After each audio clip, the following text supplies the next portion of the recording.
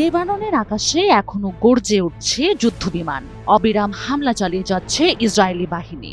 তবে অভিযোগ উঠেছে শুধু সামরিক অভিযানে থেমে নেই তারা, এর আড়ালে ঘটছে আরো উদ্বেগজনক কিছু।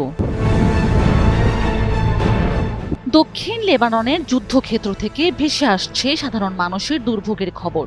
স্থানীয়দের দাবি, ঘরবাড়ি, দোকানপাট, এমনকি ব্যক্তিগত স্মৃতিচিহ্ন রক্ষা পাচ্ছে না। লুটপাটের অভিযোগে জড়িয়ে পড়ছে সেনাদের একটি অংশ, আর বিষয়টি সামনে এনেছে খোদ ইসরায়েলের দুই প্রভাবশালী গণমাধ্যম।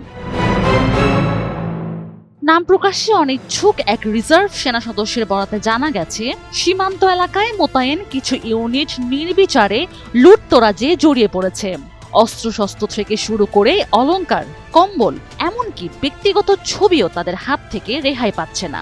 জনশূন্য ঘরবাড়ি ও ফাঁকা দোকানপাটে ঢুকে যা পাচ্ছে তাই নিয়ে যাচ্ছে তারা।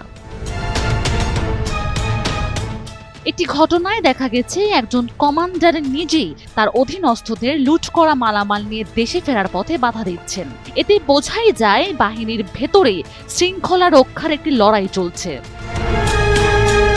তবে এই ধরনের অভিযোগ নতুন নয়। এর আগেও গাজা সংঘাতের সময় একই ধরনের অভিযোগ উঠেছিল ইসরায়েলি বাহিনীর বিরুদ্ধে।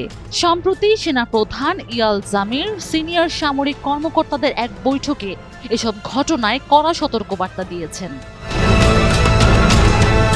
তবু মাঠ পর্যায়ের বাস্তবতা ভিন্ন চিত্র তুলে ধরছে। নির্দেশনা উপেক্ষার প্রবণতা এবং শৃঙ্খলার ঘাটতি ইঙ্গিত দিচ্ছে এক গভীর সংকটের দিকে, যেখানে যুদ্ধ শুধু সীমান্তেই সীমাবদ্ধ নয়, বরং তা ছড়িয়ে পড়েছে নৈতিকতা ও দায়িত্ববোধের ভেতরেও। Sanjida Afrin, NTV online.